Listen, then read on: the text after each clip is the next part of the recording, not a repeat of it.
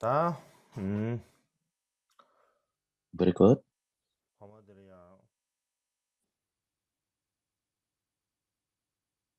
아주 그 근시에서 패배, 부가초를 무채랑, 여지케는 무채, eh, kita mulai dengan memberikan salam saya kepada Chef Bokar Rinpoche, Kempo, Kempo Radio Version, dan terutama para Kempo, para guru, murid-murid yang berkumpul di Kaju Gonco, semua teman-teman sedharma saya mendengar melalui internet,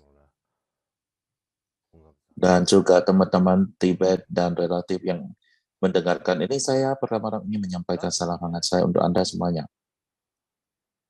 가장 주변에 다들 이제 낭아묘기에다 송르 유리체다. Seperti yang saya sebutkan beberapa hari yang lalu, saya berbicara, hari ini saya akan berbicarakan tentang penerjemahan di masa dulu atau kuno. Dan adapun alasan kenapa saya membicarakan ini, dalam satu sisi,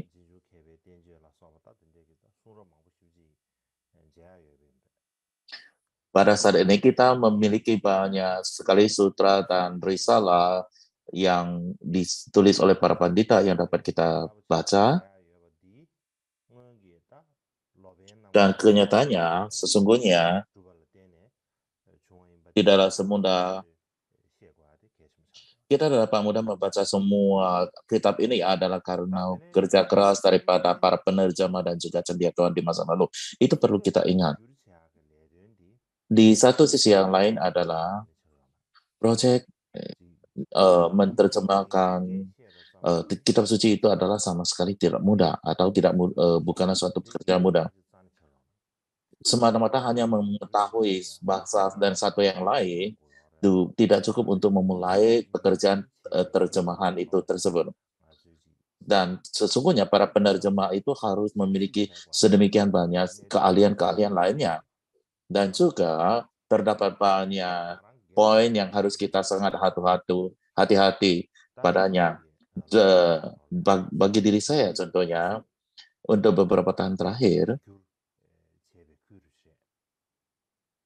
saya telah mencoba terjemahkan beberapa teks.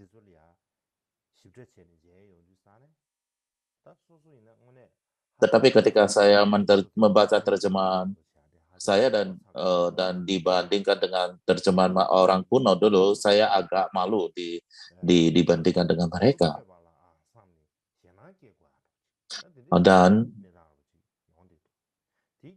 Dan saya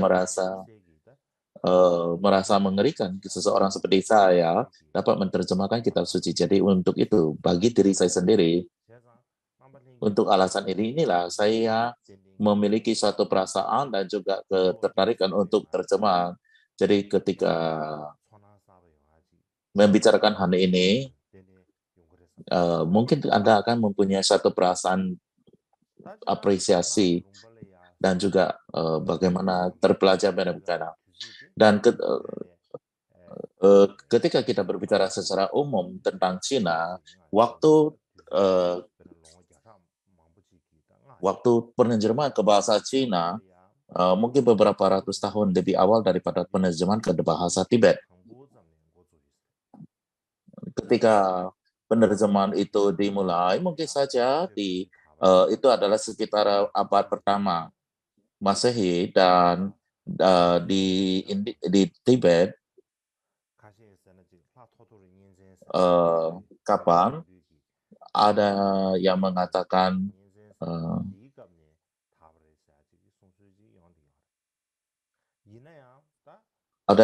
Lodeng dulu. Jadi terdapat beberapa pendapat kapan perkembangan agama Buddha di Tibet, tetapi ajaran Buddha berkembang di Tibet adalah masa Songchen Gampo. Ini adalah merupakan sumber yang paling dapat dipercaya. Dan ini adalah terdapat banyak bukti dan juga kita dapat bicara baca di Samya dan sebagainya. Dan ini adalah merupakan satu sumber yang bagus bagi kita untuk mempelajarinya. Dan khususnya di masa Raja Sonchen Gampo, Raja Dharma Sonchen Gampo, bila mana kita melihatnya yang di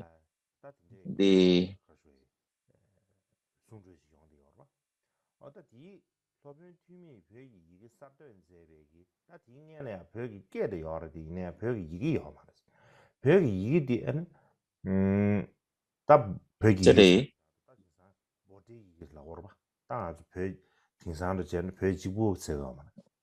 jadi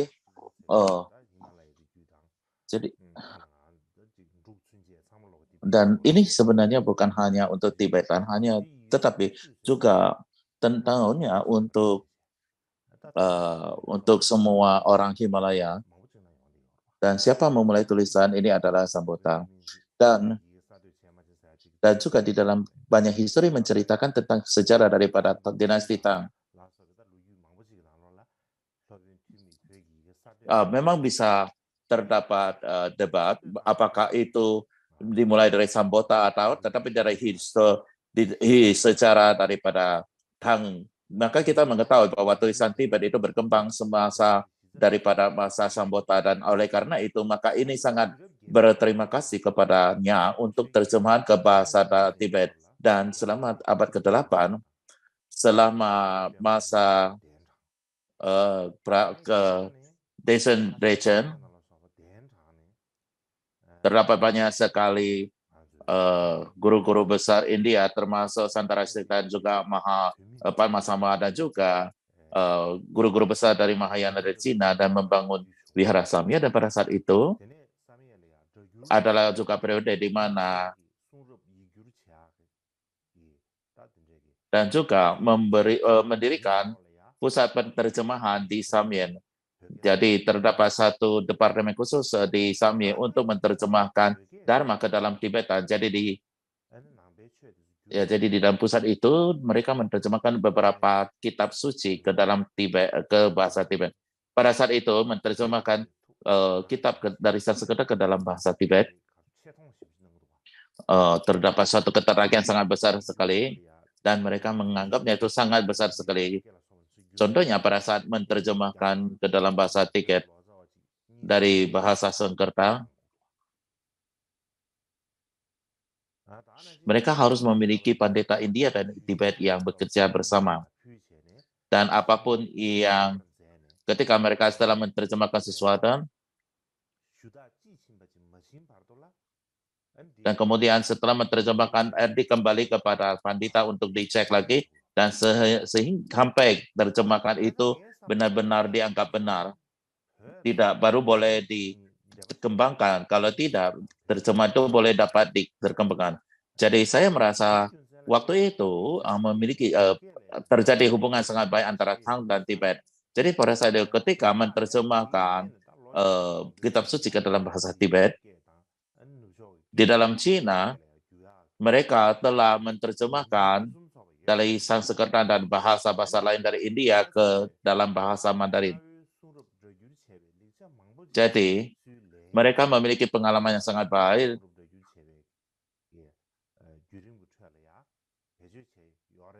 Jadi itulah sebabnya Tibetan mengadopsi sistem daripada Cina dan melakukan terjemahan juga seperti itu. Bagaimanapun juga di dalam sejarah tidak terdapat bukti jelas yang mengatakan mengambil metode Cina dalam terjemahan Tibet. Tidak ada bukti itu. Tetapi menurut pemikiran saya terdapat alasan baik untuk memikirkan itu, karena terdapat dinasti hubungan yang baik Tang dan juga kerajaan Tibet. Jadi mereka juga memiliki pengalaman yang sangat luar biasa dalam terjemahan kitab suci, dan saya pikir mereka pasti memberikan training terhadap orang Tibet. Jadi pada saat itu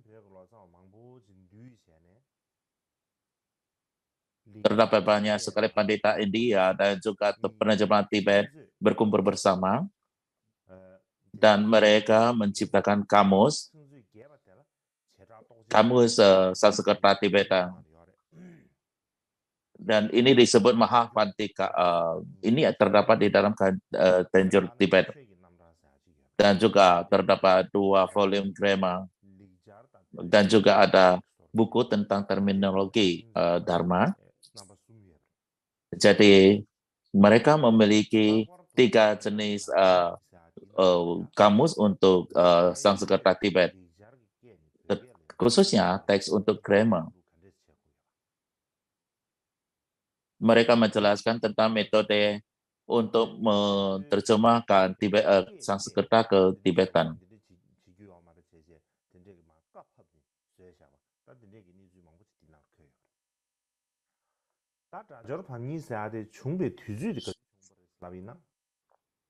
Ketika kedua teks Dharma itu berkembang, itu adalah masa pemerintahan putra daripada Tishun Dresen atau Sonam Rinching, Sonam Rinching, atau nama lainnya.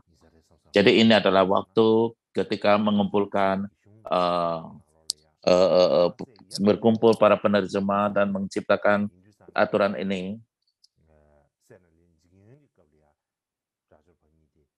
Jadi saya rasa ini mestinya terjadi pada masa pemerintah anak Tishun Dresen. Dan juga terdapat jadi pada dasarnya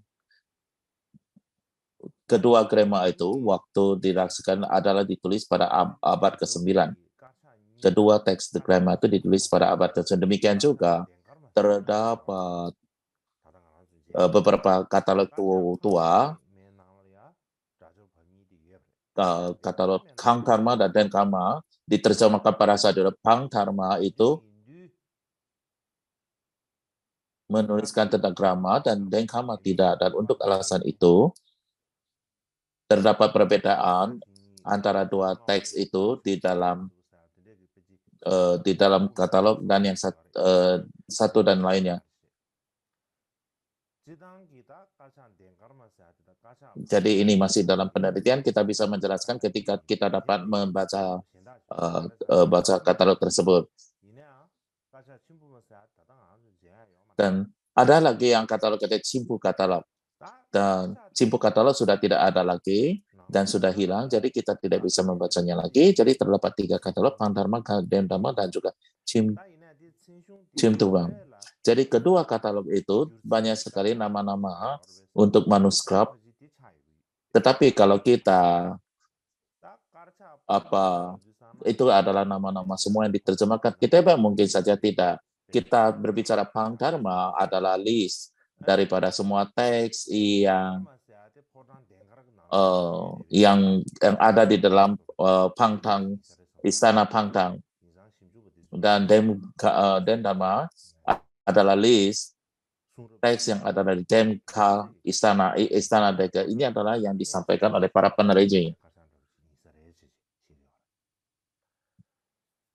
Jadi ini bukanlah tentang buku-buku yang diterjemahkan ke Tibet, tetapi hanyalah list daripada buku-buku yang ada di dalam kedua istana. Di kesempatan lain saya akan berbicara tentang metode penerjemahan Tibet, tapi hari ini saya akan berbicara tentang metode terjemahan Cina dulu. Ketika kita berbicara bagaimana Tang Xuanzang menerjemahkan 30 ayat ke dalam bahasa dan juga komentarnya ke dalam Cina, dan itulah sebabnya kenapa kita berbicara tentang bagaimana orang Cina menerjemahkannya. Jadi metode yang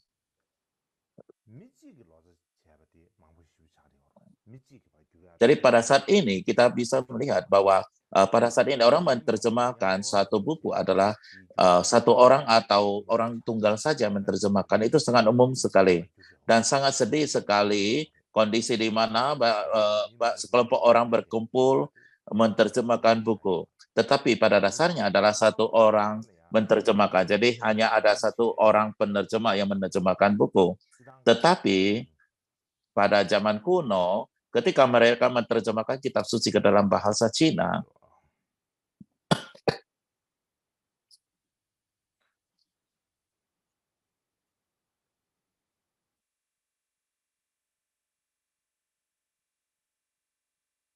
这是的，你 presentation 电筒不懂。 mohon tunggu sejenak.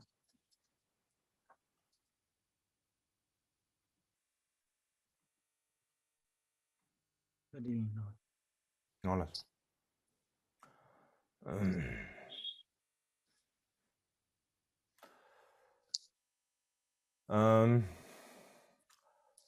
那个大家那了，那有送入这有钱个推荐的，看得起来，我自己搞的是那个呢，汉给那个推荐呢送的宋强面给。 Jadi kapan waktu penerjemahan ke dalam bahasa Cina, yaitu dimulai daripada dinasti Han dan berlanjut ke dinasti Sung. Kalau kita berbicara tahun, itu adalah dari akhir abad kedua sehingga abad ke-11. Ini adalah merupakan periode daripada 900 tahun. Dari abad kedua sampai abad ke-11. Jadi ini adalah masa yang melebihi 900 tahun.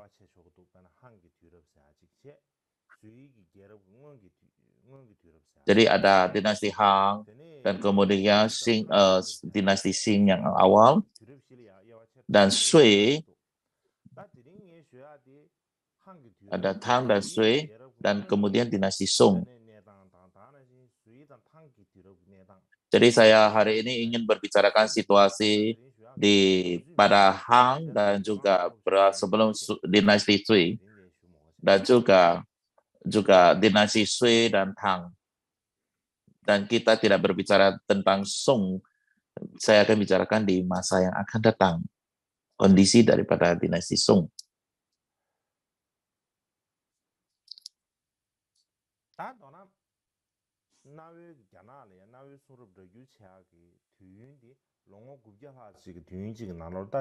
Jadi periode terjemahan kitab suci ke dalam Cina ini adalah periode 900 tahun. Banyak sekali sutra dan tantra diterjemahkan dalam bahasa Cina dan selama periode tersebut. Mereka menerjemahkan Cina, lalu metode apa yang mereka gunakan? Jadi di sana mereka memiliki apa yang disebut sebagai sekolah penerjemahan. Jadi seperti misalnya wihara, kita ada bagian penerjemahan, bagian retreat, bagian kitab suci dan sebagainya. Jadi di sini ada sekolah penerjemahan. Jadi mereka memiliki sebuah sekolah di mana terjadi aktivitas terjemahan. Jadi metodenya ini adalah mereka membuat suatu tempat yang untuk terlibatnya aktivitas penerjemahan. Jadi mereka memiliki satu bangunan atau daerah dan banyak orang akan berkumpul di sana dan mereka akan membagi kerja-kerja bagi dalam orang itu, Anda melakukan ini, Anda melakukan itu, dan sebagainya. Dan dengan demikian mereka akan bekerja untuk terjemahan. Dan oleh sebab dosa itu, penerjemahan, banyak orang yang terlibat di dalamnya. Tidak seperti saat ini yang hanya dikerjakan oleh 1-2 orang, satu penerjemah. Jadi sangat sulit saat ini. Sangat sedikit sekali orang menerjemahkan satu kitab keroyokan pada zaman ini.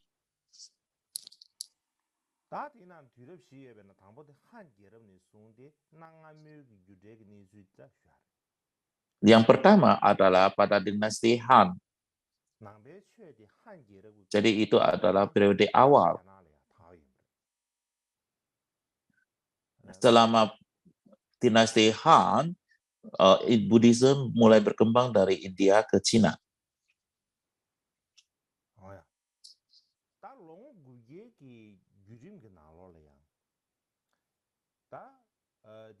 Dan selama 900 tahun, selama penerjemahan kitab itu, ketika menerjemahkan suatu buku, harus memiliki pemimpin penerjemahnya, dan ini kebanyakan itu bukan orang Cina, kebanyakan mereka adalah pandita atau acharya, berasal dari India ataupun dari wilayah barat.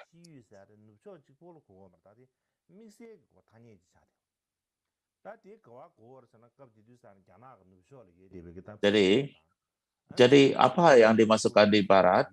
Barat itu ada semua daerah yang di sebelah barat daripada Tibet, termasuk Tibet dan sebagainya. Jadi termasuk wilayah-wilayah itu semuanya. Jadi semua guru-guru daripada Tibet atau dari barat ataupun India itu kadang-kadang mereka adalah orang biarawan, kadang mereka adalah orang umum. Jadi bagaimanapun juga penerjemah utama ataupun kepala penerjemah ini terutama mereka adalah orang India ataupun terutama dari orang-orang berasal dari sebelah barat. Hanya ada segelintir saja adalah orang Cina asli. Di kemudian ada seperti misalnya Guru Xianchang dari dinasti Tang dan juga Guru Paramata dari Yi Qing. Selain daripada mereka penerjemah itu bukanlah orang Cina. Jadi penerjemah utama itu adalah orang dari luar Cina dan kebanyakan dari mereka tidak bisa bahasa Cina. Lalu mereka tidak bisa berbicara Cina. Dan kalau tidak mengerti bahasa Cina, lalu apa yang harus mereka lakukan? Lalu mereka harus ada interpreter ataupun mempunyai penerjemah atau di dalam bahasa Cina disebut chuanyi. Jadi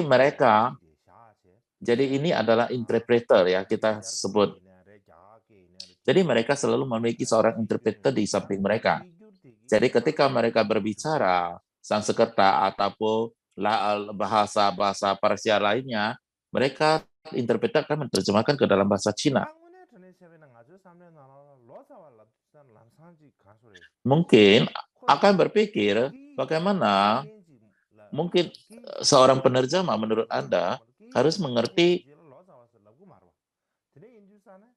dua bahasa. Jadi kita tidak berpikir bahwa orang tidak memahami bahasa lain bisa menerjemahkan. Lalu mungkin akan bagaimana guru besar yang tidak berbahasa Mandarin menerjemahkan ke dalam bahasa Mandarin. Jadi saya akan berbicara ini lebih banyak lagi metode dan cara mereka menghasilkan penerjemahan.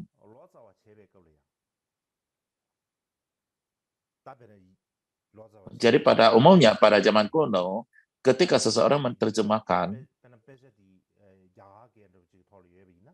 seorang yang menerjemahkan teks tertentu,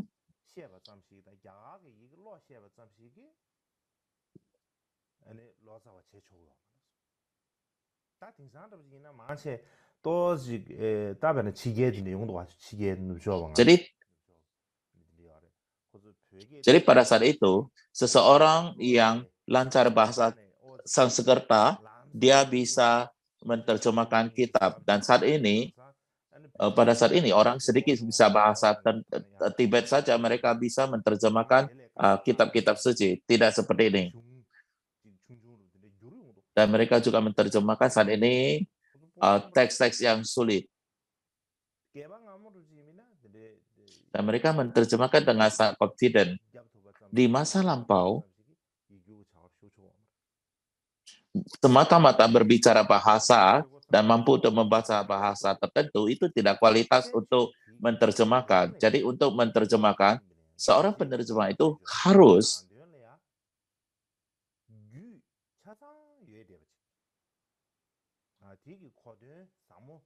memiliki pengetahuan yang sangat luar biasa dan keseluruhan makna daripada teks. Itu adalah merupakan syarat yang harus Anda miliki. Semata-mata hanya berbicara satu bahasa itu bukan untuk menerjemahkan. Dan ia benar-benar harus sangat terpelajar di dalam Tripitaka, Vinaya Sutra, dan Abhidhamma. Jadi Anda harus adalah seorang yang sangat terpelajar di dalam Tripitaka ini. Dan juga harus terpelajar dalam Tantra dan Sutra. Dan alasan mengapa demikian adalah Jadi karena ketika Anda menerjemahkan terjemahan, melakukan penerjemahan, katakanlah penerjemahan utama atau penerjemahan agung, orang Tibet lebih gampang sekali kita mengatakan penerjemah besar daripada penerjemahan utama. Jadi hal utama penerjemah besar ini, kitab dalam Sanskerta, maka ia harus mampu untuk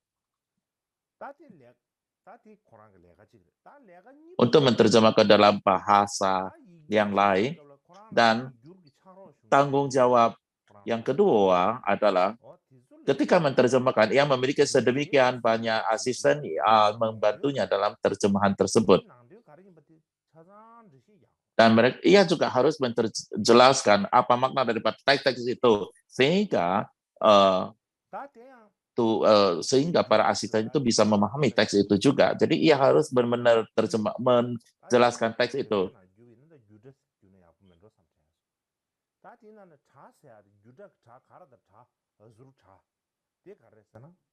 Dan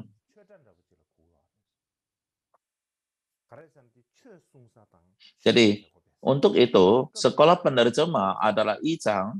Jadi Cang itu berarti adalah sekolah atau wihara atau tempat dharma diajarkan.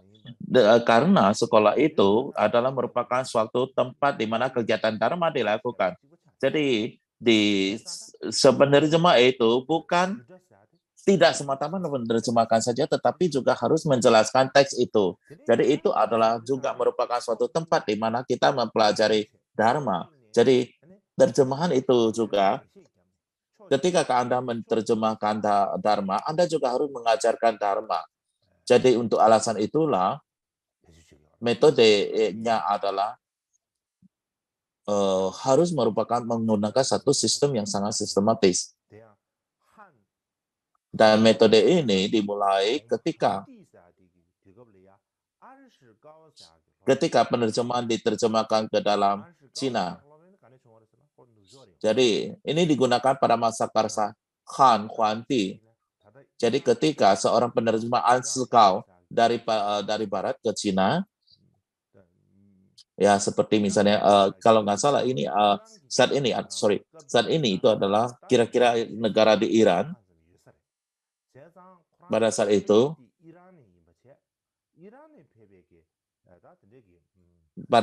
ada praktisi dharma di daerah Persia di zaman kuno. Jadi ia adalah seorang guru dari daerah tersebut, Ansekau. Kita tidak tahu apakah ia umat awam atau wiharawan, dan bagaimanapun juga dikatakan saat itu, ia menulis sutra tentang yang disebut Inshi Rucing. Saya tidak tahu bagaimana untuk menerjemahkannya ke dalam bahasa Tibet, tetapi dalam bahasa Cinanya ada Inshi Rucing. Jadi ketika menerjemahkan sutra tersebut itu, pada satu sisi, menerjemahkan sisi lain juga memberikan komentar dan menjelaskan teks tersebut. Jadi pada saat inilah metode yang mereka gunakan. Satu sisi menerjemahkan, satu sisi juga menjelaskan teksnya. Demikian juga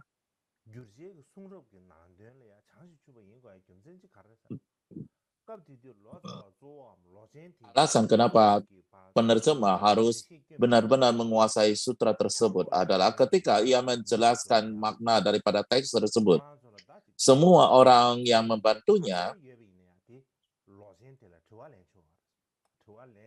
diizinkan untuk menanyakan pertanyaan apapun yang mereka miliki pada penerjemahan utama.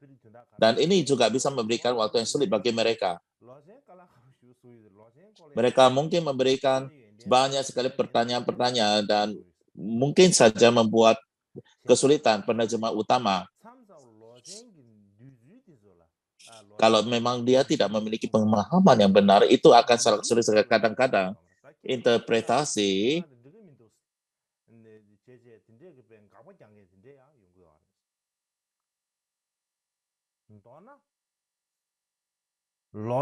jadi secara ringkas, semua orang yang membantu penerjemah utama harus berdebat dengan penerjemah utama. Dan ini benar, itu tidak benar, dan ini ada pertanyaan dan mereka akan berdebat. Dan contohnya untuk hal ini adalah di antara sedemikian banyak penerjemah yang muncul di Cina, yang paling penting adalah Kumarajiwa. Beliau juga berasal dari Barat. Beliau menerjemahkan Prasang Paramita dalam 100 baris. Dan juga menerjemahkan Risalah Pembuktian Kebenaran atau Satya Siddhi Sastra. Bagaimanapun ketika menerjemahkan ini, terdapat banyak sekali diskusi dan debat dengan asistennya, banyak sekali tanya jawab yang muncul. Jadi ketika menerjemahkan, banyak juga debat, diskusi, pertanyaan. Jadi itu terjadi. Demikian juga seorang guru besar Dhamma Raksa, kita sebut Master Chusong di dalam Tibet, yang menerjemahkan Sutra Parinirvana. Kita sebut sebagai Mahaparinirvana Sutra pada saat ia menerjemahkan ini. Dan Mahaparinirvana Sutra Tibet diterjemahkan dari bahasa Cina oleh Kuchunda, diterjemahkan ke dalam dari bahasa Cina. Jadi ketika Dhamma Raksa menerjemahkan Mahaparinirvana Sutra dari Sanskerta ke dalam bahasa Cina, pada saat itu dikatakan lebih daripada 100 orang lebih yang membantunya, dan dia memberikan waktu yang sulit baginya. Ia selalu memberikan pertanyaan padanya. Jadi dia benar-benar kewalahan untuk menghandle semua itu.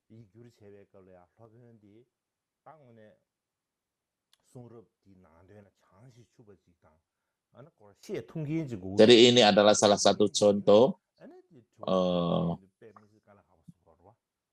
yang terjadi di sana. Jadi ini hanya satu contoh dan bukti saja. Dan untuk alasan itulah,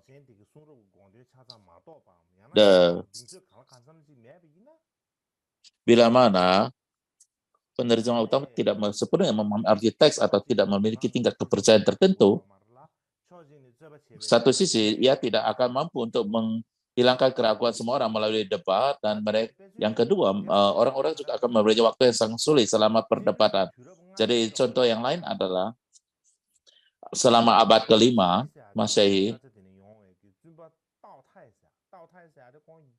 seorang biksu dari daerah Hashi dan namanya adalah Tao Tai. Beliau adalah seorang Cina, dan Tao Tai telah menerjemahkan Risalah Makhluk Agung dan Mahapurusa Sastra dan juga Pengantara Mahayana atau Mahayana Vatara. Tetapi tidak menerjemahkan Eksposisi Agung Abhidharma. Beliau tidak benar-benar menerjemahkan itu, dan karenanya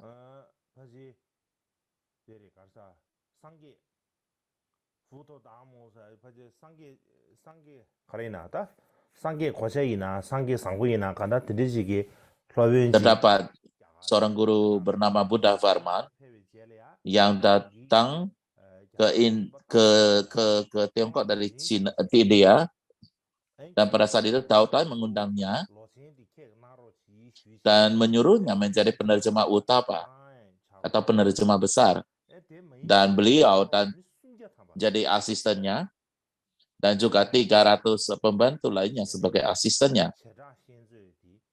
Jadi mereka berkumpul bersama dan menerjemahkan Eksposisi Agung ini. Pertanyaannya adalah kenapa Tao Tai, ia adalah seorang penerjemah, ia mampu untuk menerjemahkannya. Ia menerjemahkan beberapa risalah seperti Mahapurusa Sastra dan Mahayana Vatara, lalu kenapa tidak berani menerjemahkan Eksposisi Agung ini?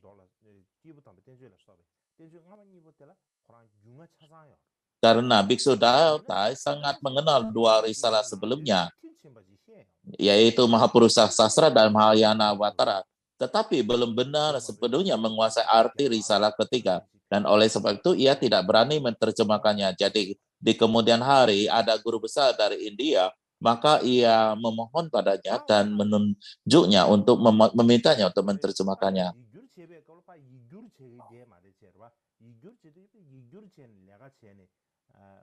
Lalu yang berikutnya nih,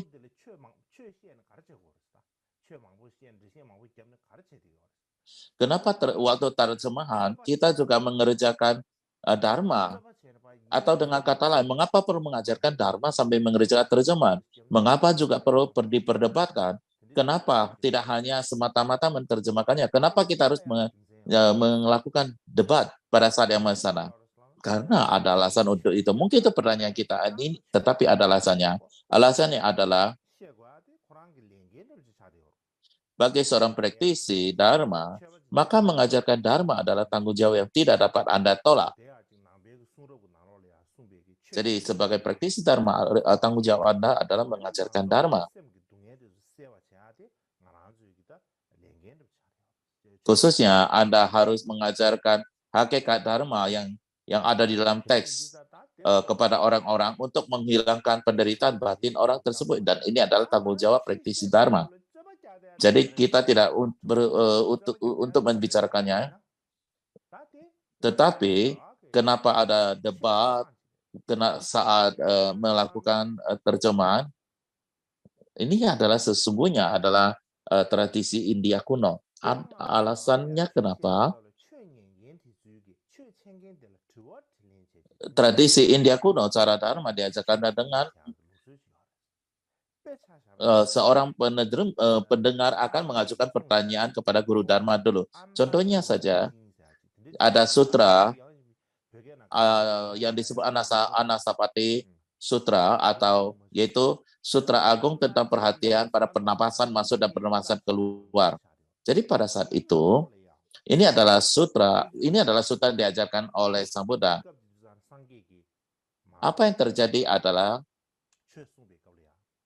pada saat itu, ketika Sang Buddha mengajarkan sutra ini, tidak ada yang mengajukan pertanyaan sama sekali dari kelompok siswanya. Jadi banyak sekali sutra itu berupa tanya jawab, bukan? Kebanyakan sutra adalah karena tanya jawab, seperti Sariputra atau mungkin Ananda atau Manjusri berdiri, kemudian namaskara pada Buddha dan bertanya pada Buddha, dan Sang Buddha akan memberikan jawaban. Jadi demikianlah cara semua sutra diturunkan. Tetapi pada saat itu tidak ada satu siswa pun yang mengajukan pertanyaan sama sekali. Jadi karena hal itu terjadi, Buddha tidak mempunyai pilihan. Lalu beliau memancarkan tubuh kedua dari dirinya, mengemanasikan tubuh yang kedua dari dirinya. Jadi satu tubuh bertanya, satu tubuh menjawab pertanyaan.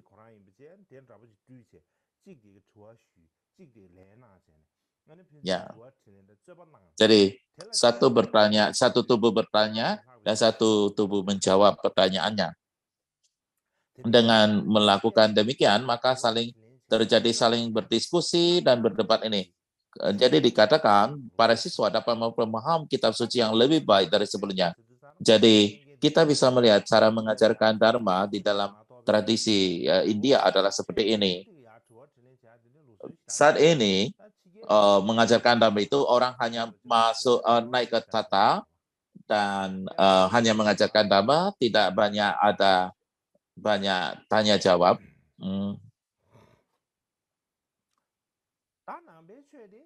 Tetapi sesungguhnya tidak seperti itu di masa kuno India. Jadi Dharma itu berkembang dari India ke Cina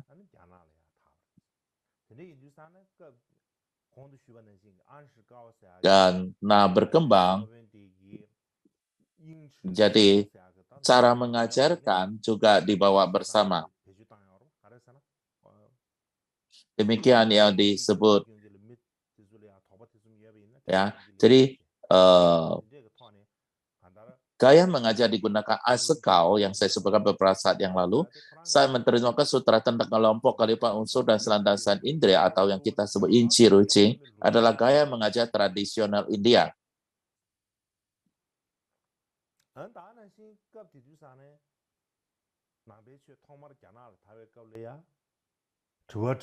Demikian juga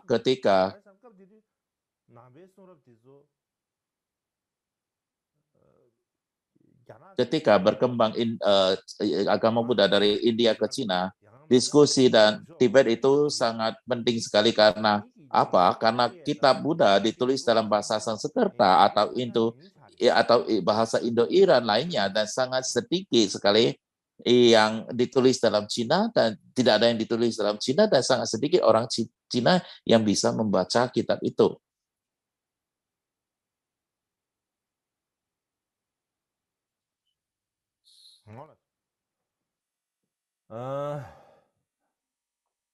딱 게리 하자 유유이면 드네 인두스탄에 안시가오사디기 야게야고 징도 야게야고 징게 인두스탄 코랑 Tetapi Ansekau mengetahui Mandarin sangat baik sekali dan oleh sebab itu maka ia dapat menjelaskan sutranya dalam bahasa Mandarin dengan baik sehingga orang-orang Cina bisa mendapat sedikit pemahaman tentang sutra dan juga pengajarannya. Jadi kita akan istirahat dulu 20 menit. 다시 한번 주야를 가르쳤는데 안시가오사디 급지주산에 아니 야게야고 징게 알아서 공 야게야고 신기 징게에서 아니 야게가 토안에 만드시 규현시에는 Dan kita berbicara tentang Ansekau, ia berbicara Mandarin dengan baik, jadi ia bisa menjelaskan dalam bahasa Mandarin dan dengan demikian ia dapat menyebarkan dharma dan pada saat itu ia berbicara secara oral dan orang-orang mendengarkan ajarannya mengajarkan dharma. Orang-orang itu akan mencatat setiap kata yang disampaikan dan oleh karena itu maka ada buku pertama diterjemahkan ke dalam bahasa Cina. Jadi buku pertama diterjemahkan adalah sang penerjemah membicara secara oral dan kemudian para pendengar mencatatnya sehingga terjemahkanlah satu buku ke dalam bahasa Cina. Dan setelah terjemahan ini muncul di Cina, orang mampu dapat mempelajarinya dan juga mengajarkannya dalam bahasa Cina. Jadi fondasi untuk bisa mengajarkan Dharma adalah teks-teks yang sudah diterjemahkan atau ditulis dalam bahasa Cina. Dan kemudian selama masa Kaisar Han Linde terdapat seorang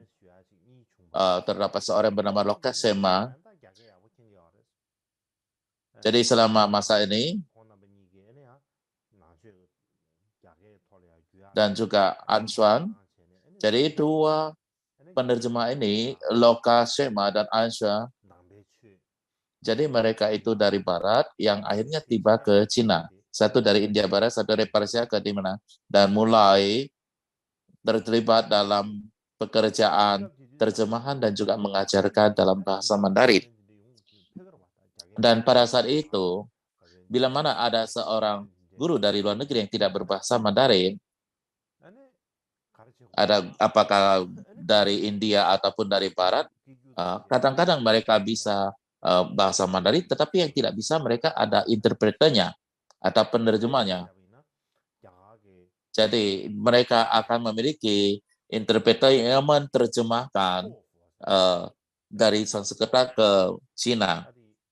Jadi ada seorang guru yang bernama Sofo. Saya tidak tahu bagaimana menerjemahkan ke Cina. Jadi ia menerjemahkan sutra yang disebut Pratapana Buddha Samukhawastita Samyati Sutra. Jadi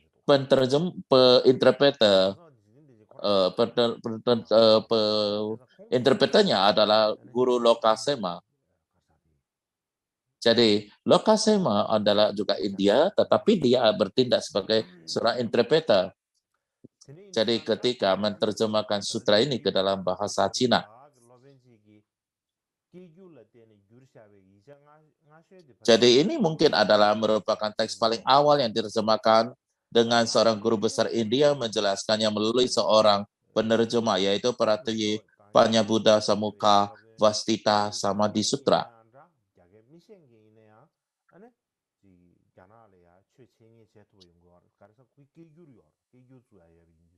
Jadi mereka dari India atau dari Barat, mereka bisa datang ke Cina dan mengajarkan Dharma, itu adalah melalui seorang interpreter, dan karena interpreter inilah maka mereka bisa mengajarkan Dharma. Dan demikian juga dengan orang-orang Cina dapat, karena banyak sekali ajaran-ajaran yang diterjemahkan, yang diberikan oleh para guru besar dari India dan Barat, mereka akhirnya juga bisa menerjemahkan kitab-kitab ini ke dalam Cina. Jadi ini adalah awal daripada aktivitas penerjemahan. Jadi dengan demikian mereka mendirikan metode pengajaran dan penerjemahan yang di Cina yang bertahan selama 900 tahun.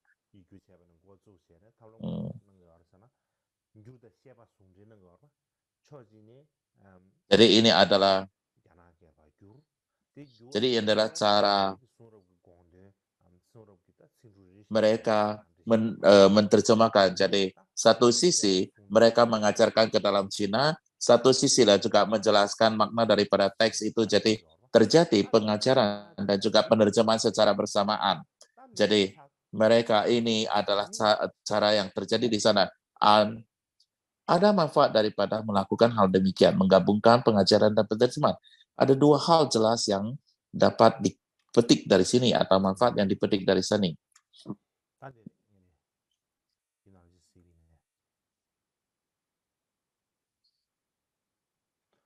Oke, coba lihat ke sini. Tentunya dalam bahasa Tibet kali ya.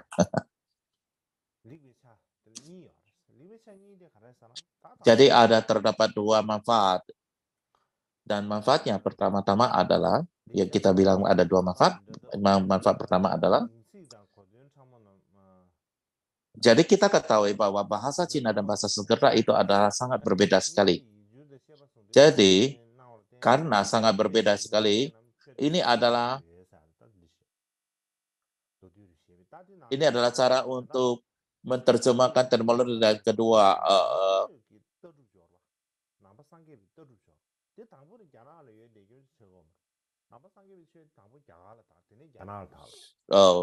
dan poin-poin halus.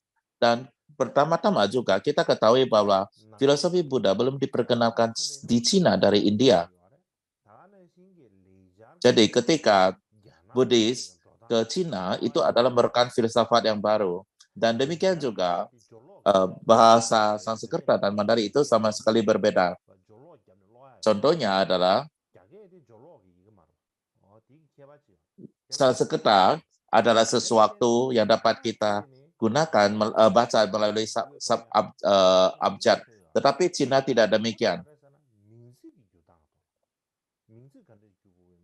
Jadi kalau menerjemahkan Sanskerta ke Cina itu sangat sulit sekali. Dan kemudian yang kedua adalah sangat sulit menerjemahkan terminologi ke dalam bahasa Mandarin. Dan yang kedua adalah banyak sekali poin-poin halus, pemahaman halus yang terkandung di dalamnya.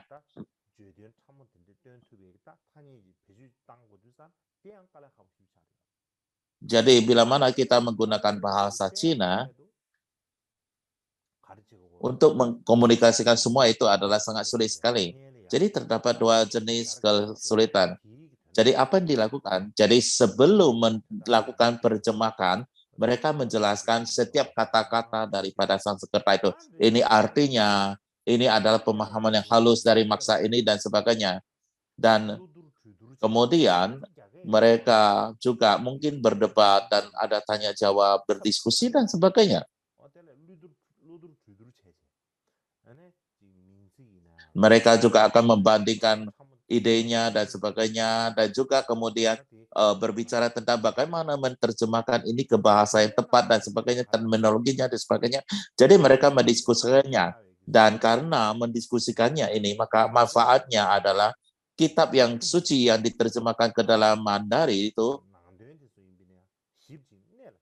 dapat mendekati yang aslinya, kitab aslinya, dan juga menjadi sangat tepat dan terperinci atau detail.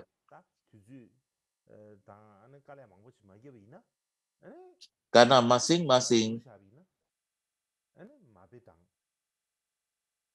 bila mana kita tidak menjelaskan kata per kata, maka akan tidak detail dan terperinci. Dan juga tidak akan mungkin bisa menjadi dekat dengan buku aslinya atau kitab aslinya.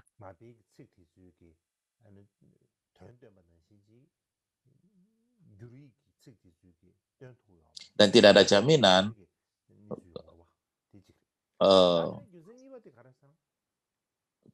hasil terjemahan belum tentu bisa menyampaikan makna yang seperti buku asalnya. Yang kedua adalah saat menerjemahkan, kadang-kadang mereka akan mengajar, kadang mereka berdebat. Dan karena melakukan hal ini, pada poin itu, di dalam sekolah-sekolah penerjemahan itu, semua orang itu sama saja dengan belajar dari para sang guru, karena mereka mengambil karena sang guru akan menjelaskan setiap masing-masing daripada kata tersebut. 소화디 바자 첨부르지도 가래스타나 단남 유지마 도스제 그럼 베셔럽시 로브 이미나 아니 츠카시 베즈티나로 츠르링이데 Jadi itu tidak hanya seperti membaca satu. Jadi pada dasarnya, jadi kadang-kadang kalau kita membaca satu buku, satu kata tidak mengerti, mungkin kita akan biarkan saja. Tetapi pada saat kita menerjemahkan, ada satu kata yang tidak kita pahami, kita tidak bisa skip, kita benar-benar harus memahaminya. Jadi ini adalah sesuatu yang tidak mudah. Jadi kita benar-benar harus menerjemahkan, menjelaskannya.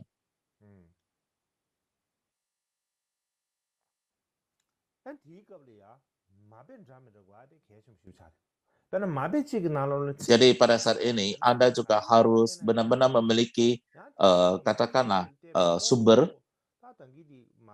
Jadi bila mana Anda memiliki sumber yang lain untuk dibandingkan, maka Anda akan menyadari, oh mungkin gaya ini ataupun buku ini ada kesalahan, sumber ini ada salah dan sebagainya. Jadi oleh sebab itu, maka kita harus bisa memahami setiap kata dan memahaminya. Jadi ini bukanlah satu urusan yang gampang. Oleh sebab itu, jadi seorang penerjemah lagi penerjemah utama menerjemahkan pada saat yang bersamaan, ia juga harus menjelaskan dari awal sampai akhir, ia harus menjelaskan. Jadi pada orang-orang yang mendengarkan Dharma itu adalah merupakan satu praktis yang sangat bagus sekali. Pelan-pelan orang yang mendengarkan Dharma itu, mereka juga akan menjadi orang yang bisa mengajarkan Dharma atau guru yang dapat mengajarkan Dharma. Jadi dengan demikian, orang-orang di India mengajarkan Dharma, setelah itu maka orang-orang yang mengikuti sang penerjemah, atau dengan kata lain, jadi orang pertama, jadi begini ya, setelah para guru India mengajarkan dan menerjemahkan Dharma, orang pertama yang akan mengajarkan Dharma itu adalah dengan menggunakan bahasa Mandarin adalah para siswa yang berada di siswa penerjemahan pada saat itu. Misalnya, Biksu Faxen yang mengajarkan Sutra Roda Tanpa Pembalikan, sebelumnya beliau adalah asisten Pandita India Dhammaraksa. Dan karena pada saat itu ia mendengarkan Dharma ini, sehingga akhirnya ia bisa mengajarkan orang buff pertama ataupun angkatan pertama yang bisa mengajarkan kitab ini. Dan kemudian orang sama hal, orang yang dapat menjelaskan kitab sutra Mahaparinirvana, Cisong, jadi ia juga adalah merupakan asisten penerjemah utama Buddha Varman ini. Jadi, dengan kata lain,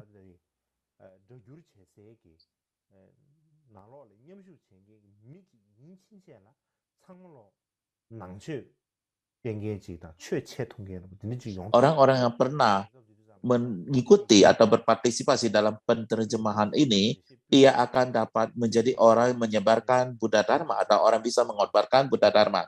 Karena sang penerjemah utama, ia akan setiap kata, dia akan harus menjelaskannya secara detail. Jadi ia benar-benar berbudi besar, sangat besar sekali.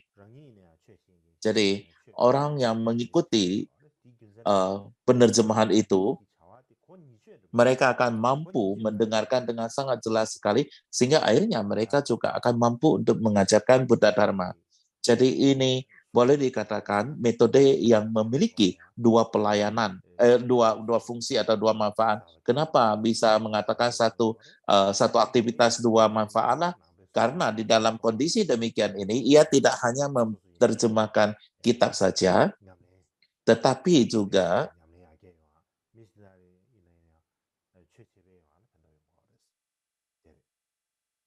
bisa membimbing orang-orang yang bisa mengajarkan Dharma di kemudian hari. Dan orang-orang yang mengajarkan Dharma ini di kemudian hari juga bisa mendengarkan Dharma dengan baik sehingga bisa membantu praktis mereka dan juga bisa mengajarkan Dharma di kemudian hari. Jadi ini artinya seperti menyelam sambil minum air. Dan berikutnya adalah kita berbicara bagian kedua. Jadi di masa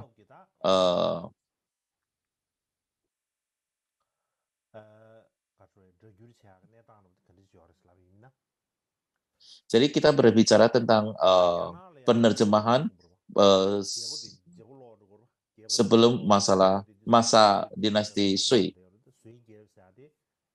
Jadi di Tiongkok selalu ganti-ganti dinasti. Jadi sebelum dinasti Sui, Tiongkok 300 tahunan, dia terpecah-pecah, terpecah belah. Dan kondisi terpecah belah ini, dan itu disebut periode dinasti utara dan selatan. Jadi pada saat itu, jadi terdapat banyak perpecahan, terdapat banyak ganti dinasti dan sebagainya. Dan pada saat itu, di wilayah utara dan selatan Cina, masing-masing daerah memiliki sedemikian banyak sekolah penerjemahan. Dan di sekolah penerjemahan ini,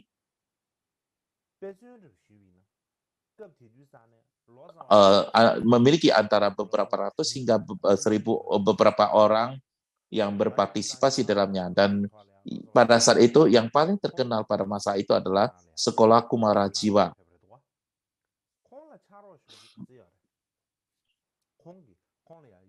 Jadi saat itu asistennya ada berapa orang? Ada 3.000 orang asisten.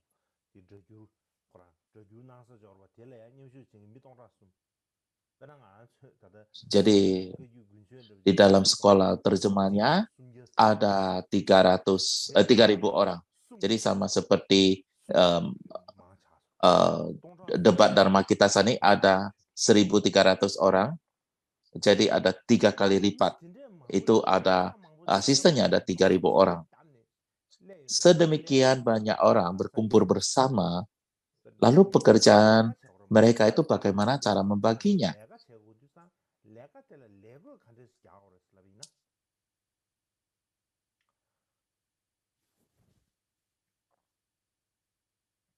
다 젤라야 렌디 컨디션에서는 다 숭럽 교회 qab래 미진데 막뭐 정과의 경쟁하라 다 담응에는 아주 대삼당 진짜 미진데 막뭐 정과의 경쟁하라서나 숭럽 교회 qabla 이교를 채가 좀 Jadi, 로자와 되게 karena pada masa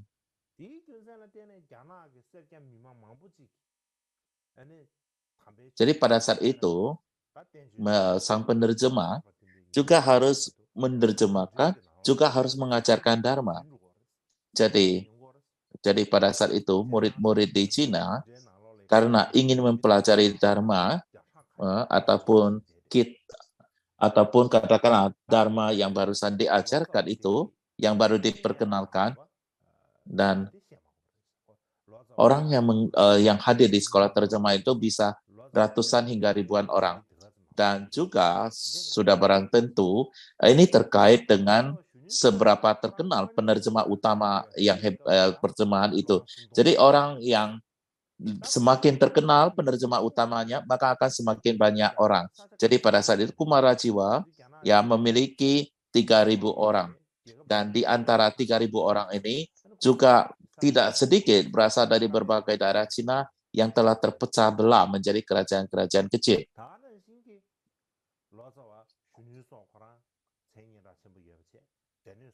Karena Kumarajiwa sangat terkenal sekali dan juga beliau juga sangat terpelajar dalam Tripitaka atau kitab suci ketiga kerajaan. Oleh sebab itu banyak sekali orang-orang yang ingin mendengarkan Dharma akan datang ke sana, ke tempat beliau untuk mendengarkan Dharma.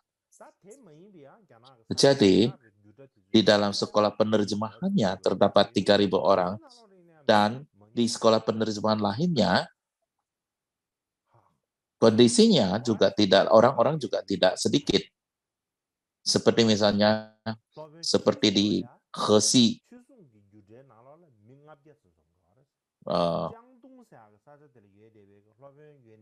dan Masek Raksa memiliki 500 siswa, dan juga Guna Badra memiliki 700 siswa, dan di Loyang, Bodiruci di sana juga memiliki 1.000 orang lebih murid. Jadi bagaimanapun juga di Cina, tidak peduli di utara ataupun selatan, masing-masing daerah di sekolah penerjemahan ini, kita bisa melihat, tidak peduli di mana kemana sekolah penerjemahnya, kita akan bisa melihat banyak sekali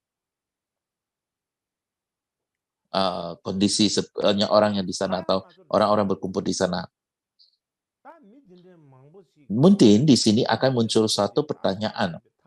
Demikian banyak orang di satu sekolah penerjemahan ini.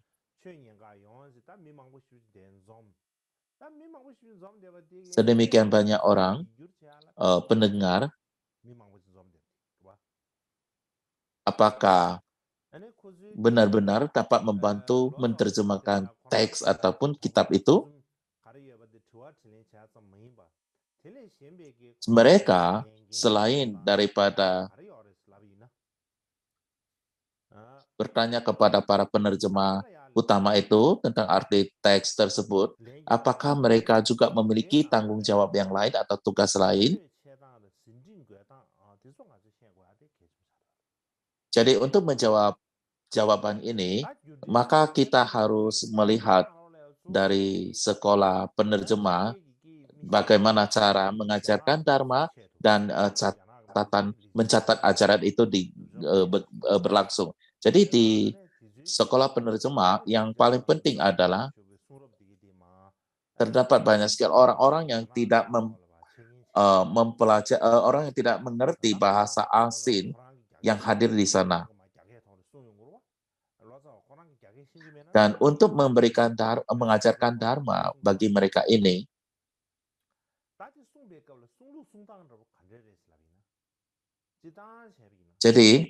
jadi bagaimana harus menjelaskan Dharma bagi mereka, yaitu dari bahasa sekedar kepada mereka yang tidak memahaminya, atau bahasa barat, lalu bagaimana melakukannya sang penerjemah utama ini, apa yang harus ia lakukannya?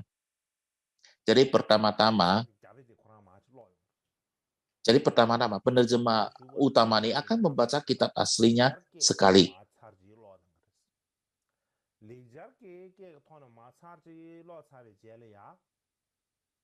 Setelah itu, ya, saya berikan analogi kira-kira seperti ini. Contohnya Sutra Hati, baca sekali, baca Sanskertanya satu kali, kemudian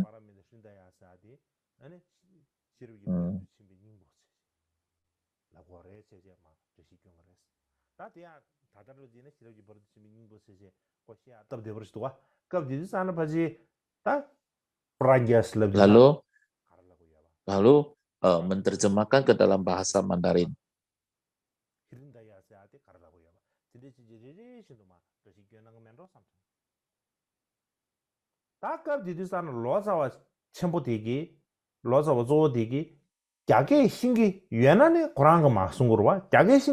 Pada saat itu, bila mana penerjemah utamanya tidak mengenal bahasa Mandarin, maka akan ada seorang Chuanyi atau juru bahasa yang bertanggung jawab atas penerjemahan lisan ini.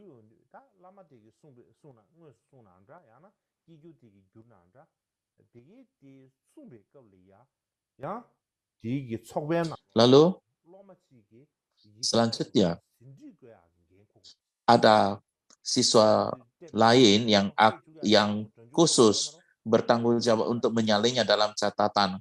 Pada saat itu kita tidak ada rekaman suara, jadi ada seorang murid yang akan mencatat catatannya.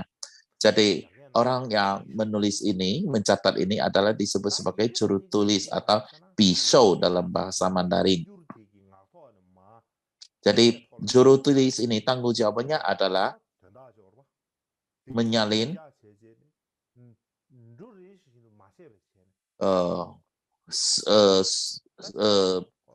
setiap suku kata yang diterjemahkan oleh penerjemah utama atau juru bahasa secara lisan. Jadi kalau sang penerjemah utara bisa Mandarin, langsung dari dia, tetapi kalau tidak, dari penerjemah atau juru bahasa lain, lalu mencatatnya satu persatu.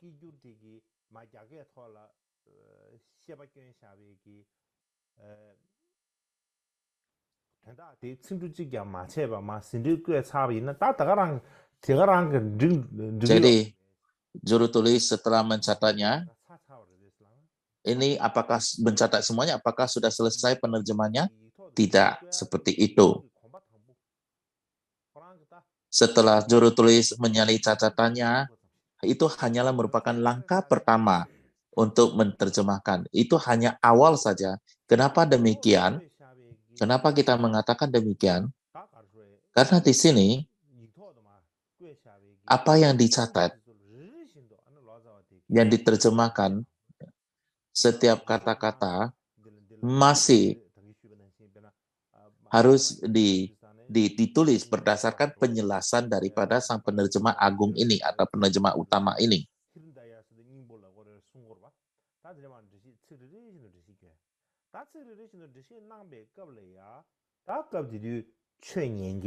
Setelah penerjemah utama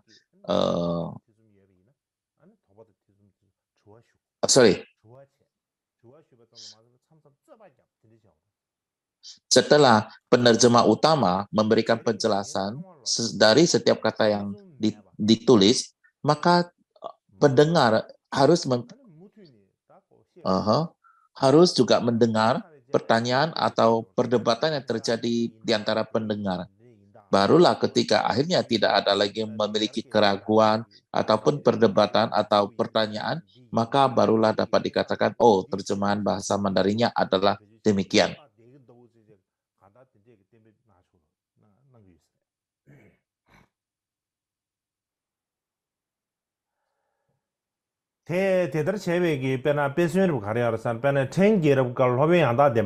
Contohnya adalah pada dinasti Chen, selama dinasti Chen,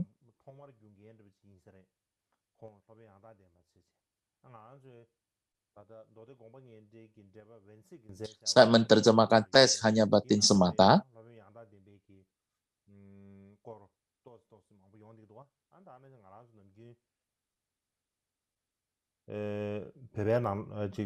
jadi tahun lalu kita ada menjelaskan sang penerjemah utama ini.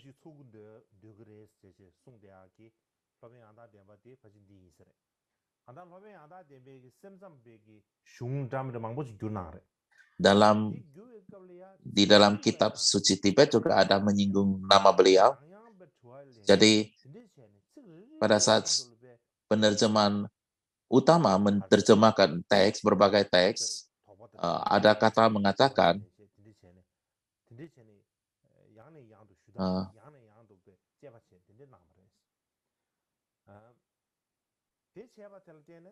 jadi ada kata mengatakan kami pada saat menerjemahkan itu kami memperdebatkan setiap kata berulang kali saat kami menerjemahkan sampai akhirnya makna dan kata-katanya sudah sempurna, barulah dianggap hal itu penerjemahan diselesaikan ataupun dirampungkan.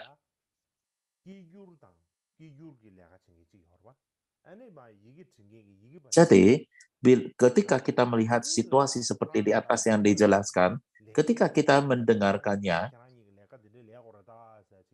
seperti misalnya, selain daripada penerjemahan lisan dan juru tulis, masih ada ratusan orang lain, bukan? Kita mengatakan ada ribuan orang ada, berapa ratus orang juga hadir di sana. Lalu, kelihatannya mereka tidak mempunyai kerjaan apa, tidak ada manfaatnya. Hanyalah katakanlah berpartisipan saja, tidak ada gunanya.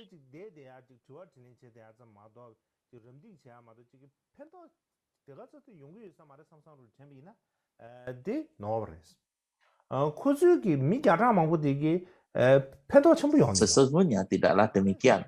Mereka juga mereka fungsinya juga sangat penting sekali. Kenapa kita katakan demikian? Karena penerjemah utama pada saat menerjemahkan teks secara lisan, apakah tidak peduli apakah ia bisa Mandarin, langsung menerjemahkan, mengatakannya, atau melewati seorang penerjemah interpreter, bagaimanapun juga saat menjelaskan artinya, meskipun terdapat juru tulis yang khusus mencatatnya, tetapi dia bukanlah satu-satunya orang yang mencatatnya. Semua orang yang hadir di sana, ratusan ribuan orang, juga akan mencatat. Dan semua pendengar, catatan dari semua pendengar ini, ya juga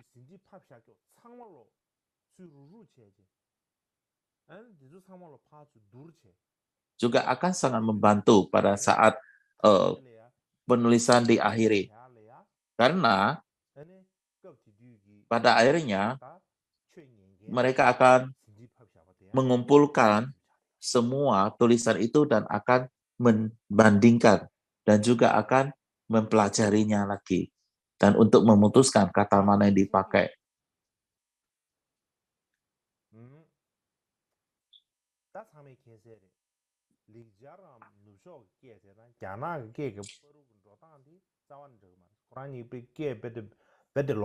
Di sini ada sedikit masalah. Jadi bahasa Sanskerta dan bahasa Cina benar-benar sangat berbeda. Jadi ketika kitab diterjemahkan ke dalam Mandarin, apakah terminologi kata-kata istilah yang dipergunakan saat itu apakah sudah tepat? Jadi katakan satu kata ini, bahasa Sanskerta, diterjemahkan ke bahasa Mandarin, apakah sudah tepat dengan kata Mandarin ini? Bila penerjemah utama itu mengerti Mandarin, ia dapat memusulkannya. Bila mana ia tidak dapat menadari, maka ia tidak akan mampu untuk memutuskan. Jadi katakanlah ia memahami Mandarin itu,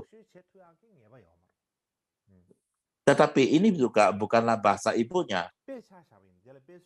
Jadi ia juga tidak mampu untuk katakanlah mengenal secara tepat bahasa Mandarin ini. Contohnya adalah seperti misalnya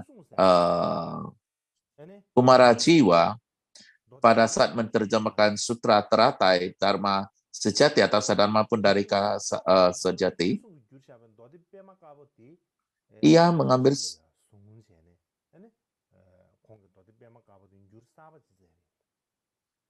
Sutra Teratai sebagai referensinya. Jadi pada saat itu, di jilid kelima, yang ada istilah Shou Jie Ping, jadi Dharma Raksa pada saat itu sudah menerjemahkannya, tetapi Kumara Jiwa ingin menerjemahkannya, lalu apa yang diterjemahkan istilah itu? Jadi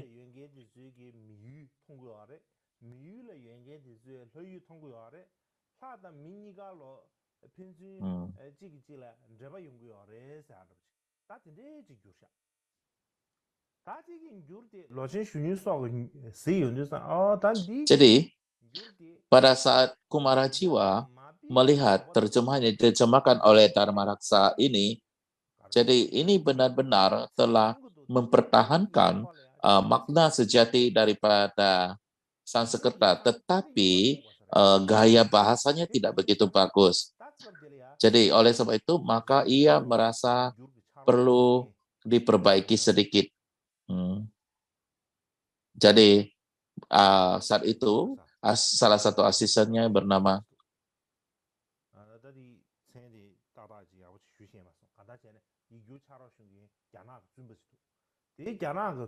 Seng Rui. Seng Rui kemudian menyarankan mereka harus mengganti terjemahan tadi bahasa Mandarinnya. Dengan demikian, maka bahasa dalam kitab itu akan menjadi lebih indah. Maka digantilah kata-kata istilah itu dengan kata barunya, dengan gaya bahasa barunya. Jadi artinya masih sama, tetapi masih diganti dengan gaya bahasa yang lebih bagus. Dan pada saat itu, Kumara Jiwa sangat senang dan menerimanya.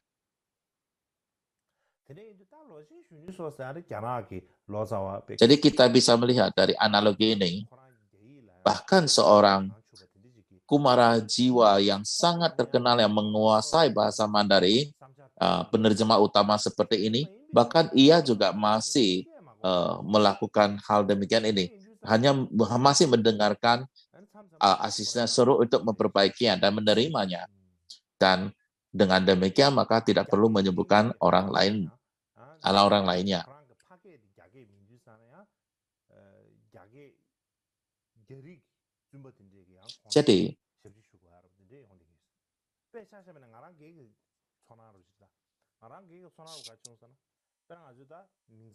Jadi saya pribadi juga mempunyai satu pengalaman ketika menerjemahkan terminologi tertentu. Ketika saya memikirkan sendiri, benar-benar sering sekali tidak akan terpikir apa itunya. Bila mana kadang-kadang 3-4 orang berkumpul, ya kadang-kadang banyak ide yang bisa muncul, ide-ide yang bisa muncul. Jadi bagaimanapun juga ada orang yang bisa mengeluarkan ide-ide tertentu atau pendapat tertentu.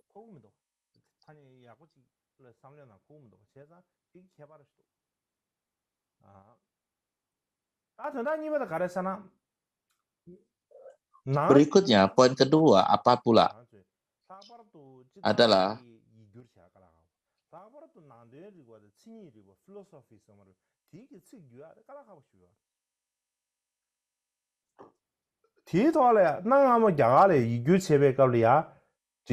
sebenarnya menerjemahkan terminologi Buddhis ataupun filsafat Buddhis adalah sangat sulit sekali.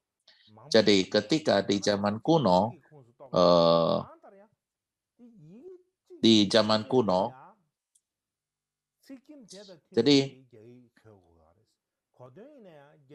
di saat itu, lalu jadi gini, pada zaman Cina kuno, apakah kata Sanskerta memiliki satu suku kata atau banyak, atau bahkan satu huruf, seseorang harus mencari kata Cina yang cocok dengan bahasa Sanskerta, dan artinya harus sama dengan dinyatakan oleh satu karakter. Misalnya, body ada dua kata, diterjemahkan menjadi jie, dan dharma ya ada dua kata diterjemahkan dengan fa, satu kata saja. Jadi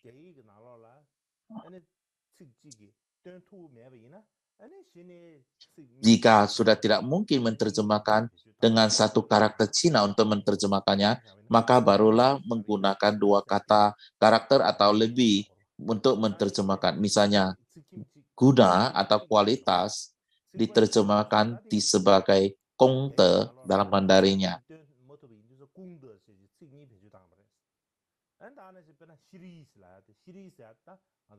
Dan juga Sri ya, Sri atau yang mulia dalam bahasa Indonesia ya. Nah, diterjemahkan ke dalam bahasa Mandarin itu adalah sebagai Jixiang, ya, dua kata. Jadi mereka berupaya menerjemahkan dengan satu kata, tetapi kalau tidak mampu lagi, mereka akan menggunakan dua atau tiga kata lebih. Jadi pada saat menerjemahkan terminologi Cina itu, maka mereka akan dipilih dan untuk disesuaikan dengan menggunakan maknanya dalam sastra Cina.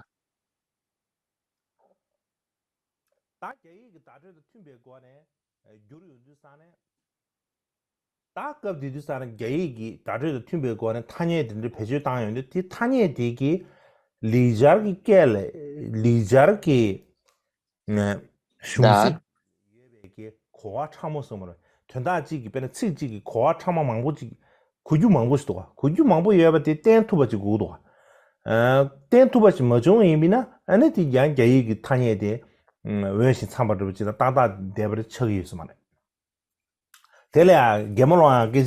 dan terminologi yang dipilih agar sesuai dengan penggunaan sastra dan makna juga harus mampu mengkomunikasikan makna halusnya melalui kata-kata teks.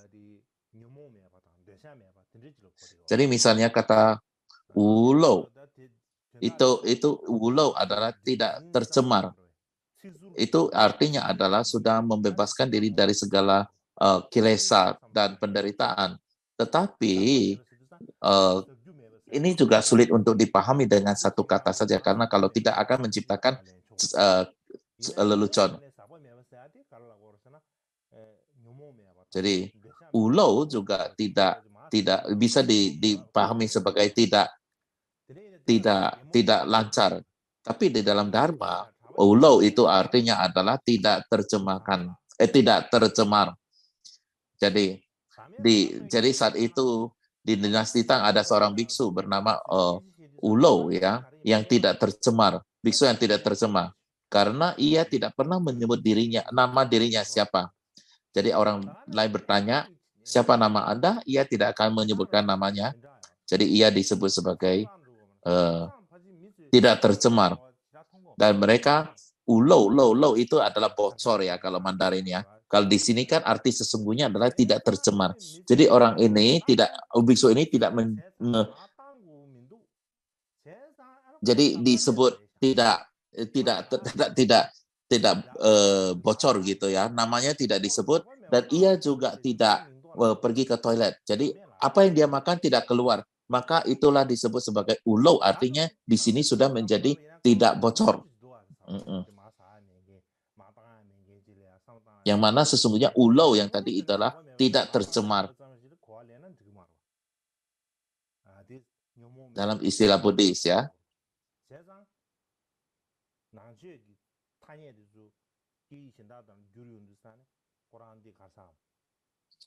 칙수르점씩 가르 칙수르점씩 감땡도사 대치 보면 뒤 난된 가르 이마데 딱 와야 돼 계시면서도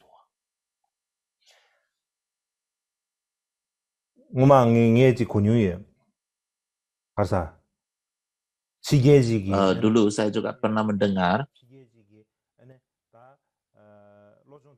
ada satu analogi.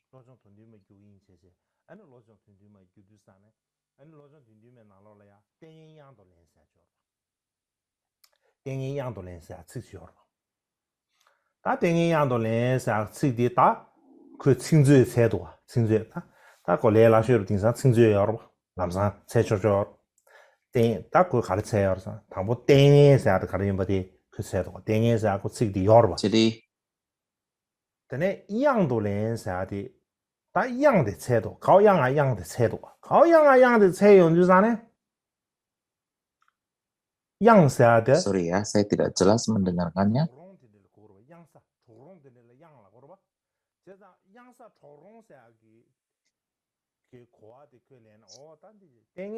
Sorry, saya harus mendengar dengan jelas.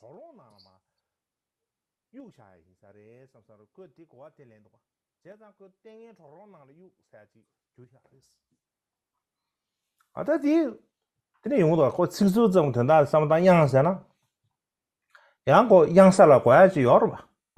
이게 지금 용어요.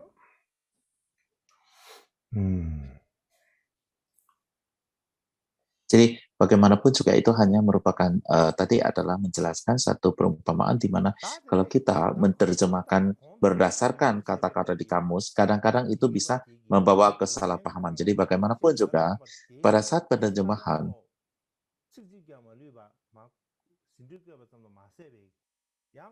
jadi para juri tulis yang menuliskan semua catatannya, dia sudah barang tentu harus benar-benar menguasai apa yang dijelaskan oleh sang penerjemah utama. Beliau itu harus benar-benar selain daripada menulis secara hati-hati apa yang didengarkan, beliau juga harus mengumpulkan dan menyatukan dan membandingkan semua orang-orang yang mendengarkan dan menulis catatan yang mereka tulis. Jadi mereka juga harus membandingkan dan mempelajarinya, mendiskusikannya. Barulah pada saat itu memilih kata yang paling tepat, yang paling bagus untuk sebagai catatannya.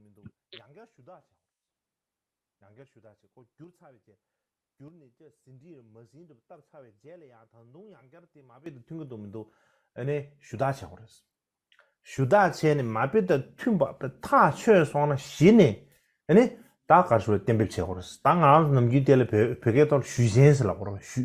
슈젠스라다 저 된다가 차는 슈젠스 슈다체야들도 Lalu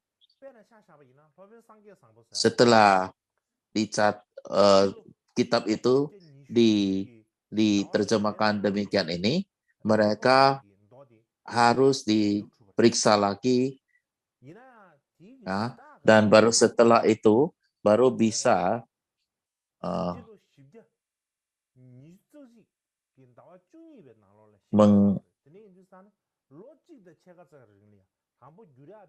masih harus dikoreksi lagi dengan naskah aslinya. Barulah setelah itu dapat dianggap sebagai teks yang telah diselesaikan secara definitif. Jadi mereka sangat berhati-hati memeriksa teksnya. Jadi katakanlah ya, seperti misalnya contoh, guru besar Buddha Varman menyelesaikan penerjemahan Sutra Avatamsaka pada bulan ke-6 tahun kedua pemerintah Kaisar Qin Timur, ya. Tetapi pekerjaan pengoreksinya baru selesai pada bulan ke-12 tahun kedua. Jadi butuh waktu 1,5 tahun.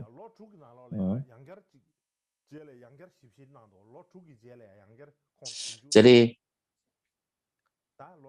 katakanlah juga setelah Kumarajiwa menyelesaikan terjemahan Sutra Dhyani pada tahun keempat pemerintahan Hongse dari dinasti Qing Barat, yaitu 406, barulah 6 tahun kemudian pada tahun ke-9 pemerintah Hongxi, mereka sekali lagi menelitinya dan menelitinya.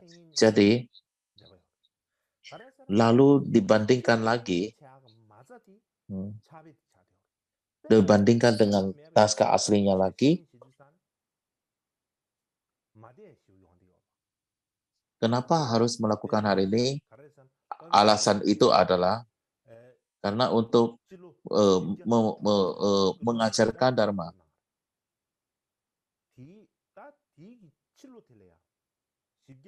Misalnya, para mata menerjemahkan kasana Abhidharma dan para siswa di tahun berikutnya meminta dia untuk merisi terjemahannya. Alasannya apa? Alasannya adalah karena para murid-murid itu setelah mereka memiliki kitab tersebut, pada saat mengajarkan Dharma dari kitab itu, ada beberapa bagian mereka tidak dapat menjelaskannya. Oleh sebab itu, maka mereka menemukan bahwa di kitab yang terdahulu, terjemahnya tidak begitu jelas. Oleh sebab itu, maka ia memohon pada sang penerjemah utama untuk merevisi lagi ataupun memeriksa kembali. Jadi alasan mereka membandingkan menerjemahkan dengan baik adalah terkait untuk pengajaran Dharma. Kesimpulannya ya.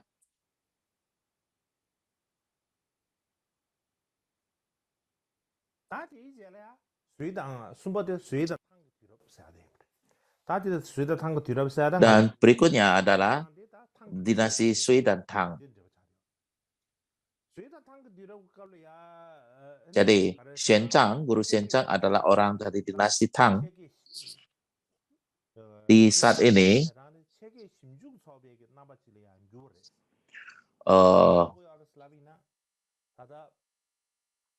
pada saat ini, saat penerjemahan ini hanya ada beberapa orang.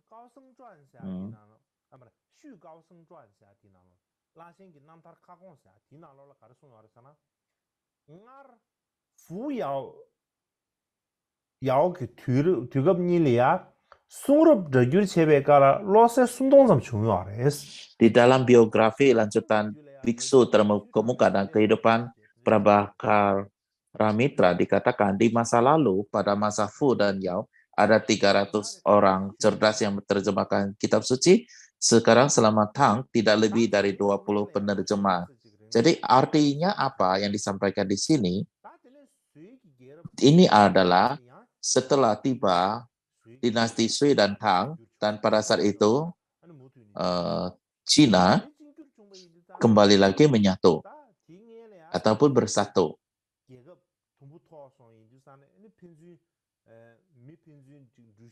Jadi di sebelumnya, sebelum masa itu, banyak sekali perjalanan itu dibatasi.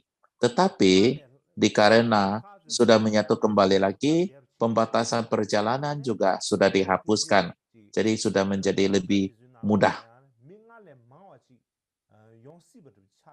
Meskipun seharusnya perbatasan perjalanan sudah tidak ada, perjalanan menjadi lebih mudah, sudah kalau berdasarkan demikian, seharusnya akan lebih banyak orang untuk bergabung ke sekolah penerjemahan. Namun pada kenyataannya, orangnya tidak lebih banyak. Dan biasanya tidak lebih dari 20 orang di sekolah penerjemahan ini pada saat itu. Bahkan,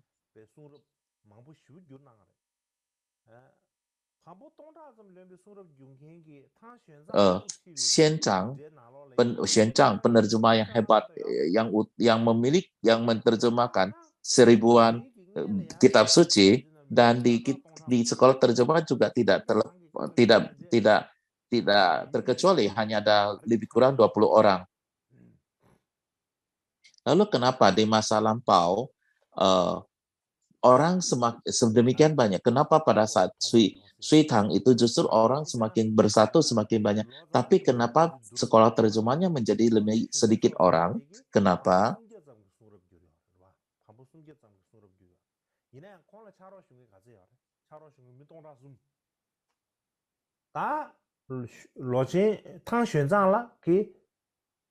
규르샤베 Jadi boleh dikatakan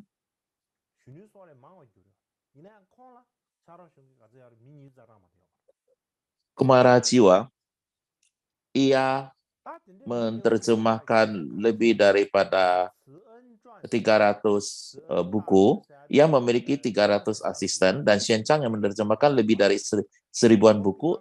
Asistennya hanya 20-an, 30-an orang. Lalu dibandingkan ya di sini. Jadi berdasarkan catatan, ada 2 poin yang perlu diperhatikan.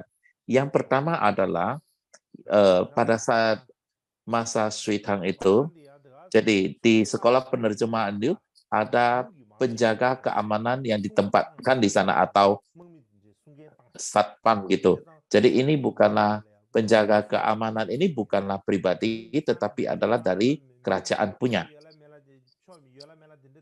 Jadi ada penjaga yang ditempatkan di sekolah penerjemahan oleh kerajaan. Jadi oleh sebab itu ketika mereka melakukan penerjemahan, tidak ada lagi melakukan kontak dengan orang yang tidak terkait dengan penerjemahan. Bukan pada masa sebelumnya, setiap orang bisa masuk keluar di dalamnya. Kedua adalah tidak boleh lebih dari 23 orang yang membantu. Dan di dalam antara ini, mereka membagi kerja mungkin kita tidak menjelaskan lagi. Jadi, pembantu di sini bukanlah orang yang biasa, tetapi semua itu adalah orang-orang hebat yang datang dari seluruh penjuru kekaisaran. Jadi, dua hal ini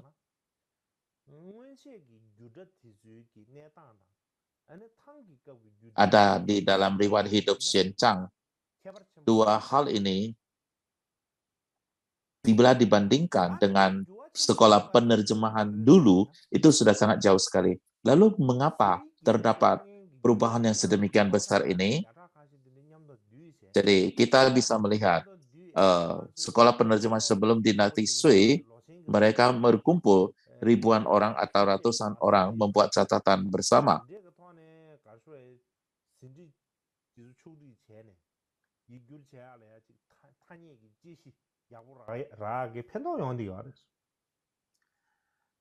Dengan demikian, ada manfaatnya atau ada nilai plusnya.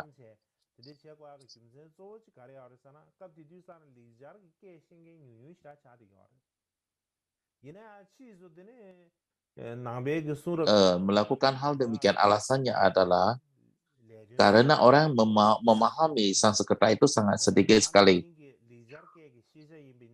Tetapi mengikuti penerjemahan utama ini, maka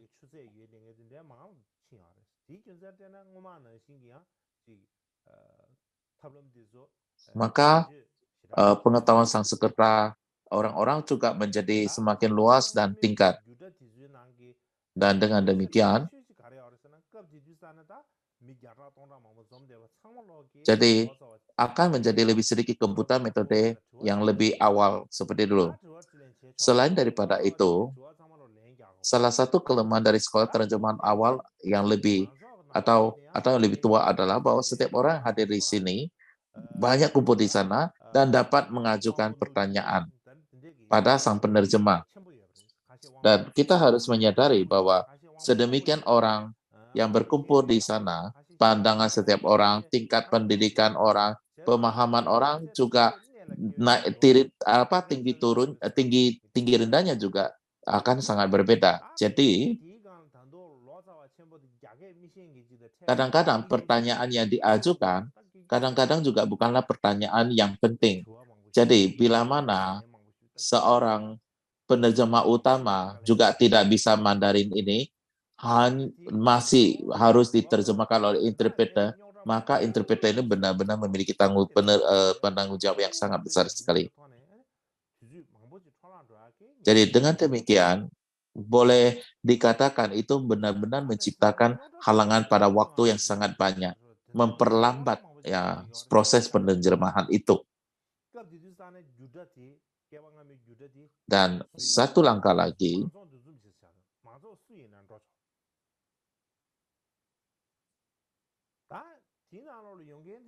sekolah penerimaan itu adalah merupakan pertemuan besar dari orang-orang. Jadi boleh dikatakan orang-orang yang berpartisipasi di sana itu adalah orang ingin mendengarkan Dharma, murid yang ingin mendengarkan Dharma. Tetapi tidak dapat dipungkiri banyak sekali orang-orang yang masih berperilaku buruk, yang memiliki perilaku buruk juga yang berkumpul di sana. Dan di samping daripada itu, pada umumnya sekolah penerjemahan itu memiliki dukungan dari kaisar dan para pangeran, karena mereka itu menganggap mendukung sekolah penerjemahan ini adalah semacam dukungan sehingga bisa mengumpulkan jasa kebajikan. Lalu mereka akan memberikan persembahan kepada orang-orang yang berada di sekolah penerjemahan Indo. Jadi dengan demikian itu, maka tidak bisa dijamin bahwa orang-orang yang datang mendengarkan Dharma itu semata-mata hanya datang demi persembahan makan minum ini dan juga menciptakan masalah.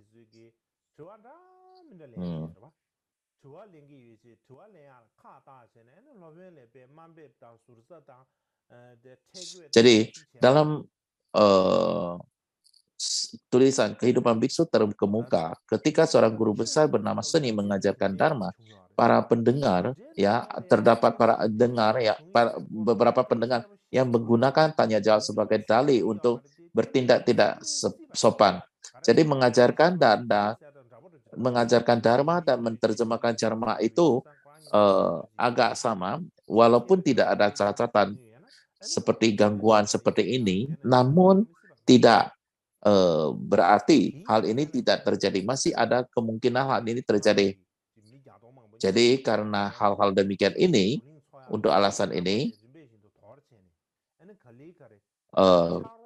orang-orang berkumpul sampai ribuan, ratusan orang, metode yang demikian ini,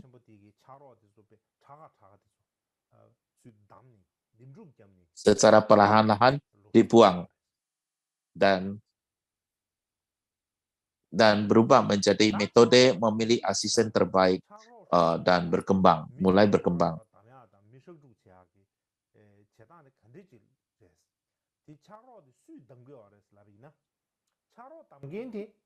Dan lalu memilih asisten terbaik itu bagaimana cara memilihnya dan siapa yang memilihnya. Jadi setelah dinasti Qin Timur, terdapat penunjukan pemimpinan dari semua wiharawan di kekaisaran.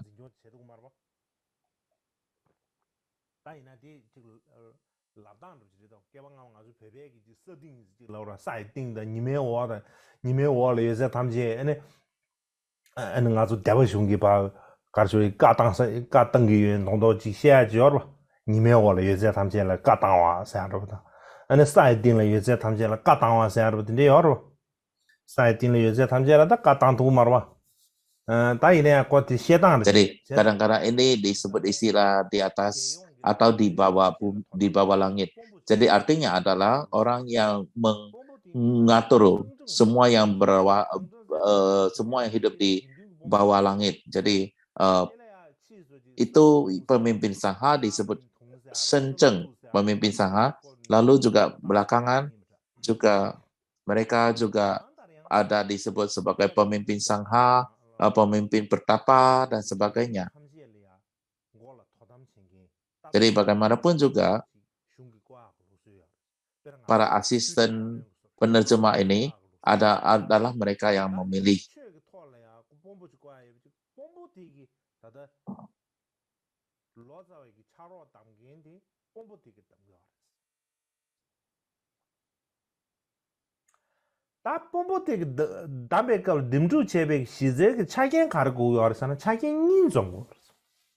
Lalu syarat untuk terpilih apa saja?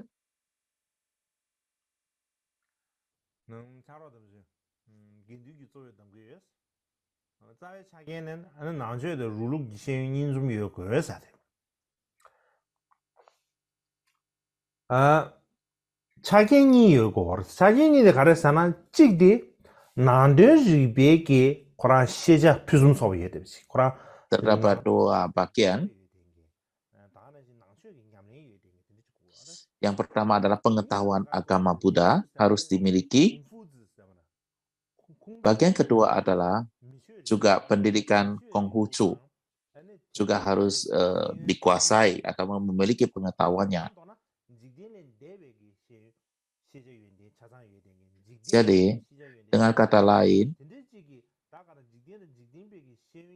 harus memiliki pendidikan untuk duniawi dan juga melampaui duniawi. Harus dikuasai. Contohnya, pada awal dinasti Tang,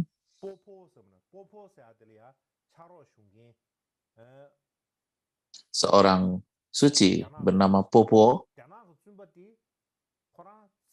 dari barat, ia memiliki seorang asisten yang bernama Hui, dan ia sangat terkenal dengan gaya tulisannya yang bagus. Dan beliau juga mengetahui risalah dengan sangat bagus sekali. Sehingga pada saat itu ia ditunjuk menjadi juru tulis gaya bahasa dalam sebagai juru tulis. Dan misalnya di antara asisten Xianzang, di antara korektornya,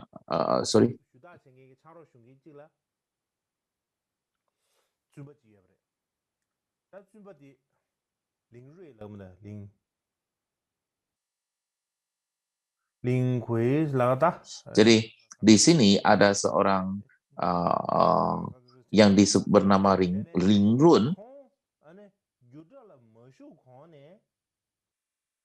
Jadi Ling Run sebelum memasuki sekolah penerjemahan, beliau sesungguhnya telah menguasai arti kitab suci dan sangat ahli dalam mengajarkan dharma.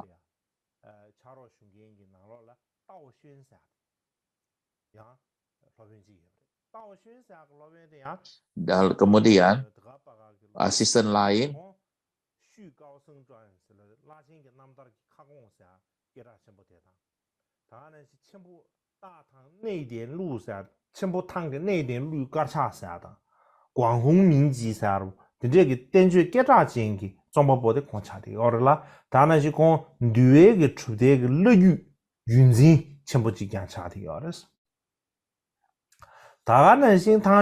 disebut Tao Lisian Lisu, yang penulis biografi lanjutan biksu terkemuka kalau Tianlu Tang Besar, dan beliau adalah merupakan salah satu asisten daripada Xianzang.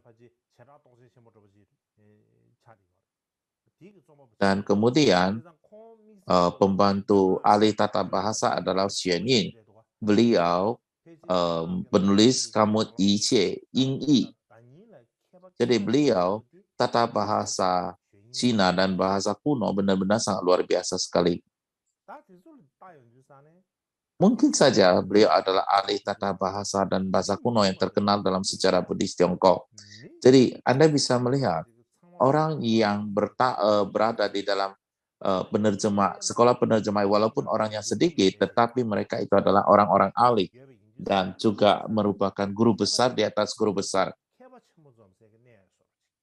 Jadi boleh dikatakan di dalam sekolah penerjemahan itu menjadi tempat berkumpulnya para cendekiawan besar. Jadi tidak sama dengan orang-orang yang berkumpul di puluhan ratusan orang seperti tahun-tahun sebelumnya. Saya rasa hari ini cukup sampai di sini saja. Semoga apa yang disampaikan bisa membantu Anda. Mungkin agak sedikit complicated isinya, tetapi saya rasa pasti akan ada bantunya. Jadi di belakang masih banyak bahan yang kita bicarakan, oleh sebab itu saya tidak akan banyak cerita lagi. Jadi hari ini sampai di sini, terima kasih.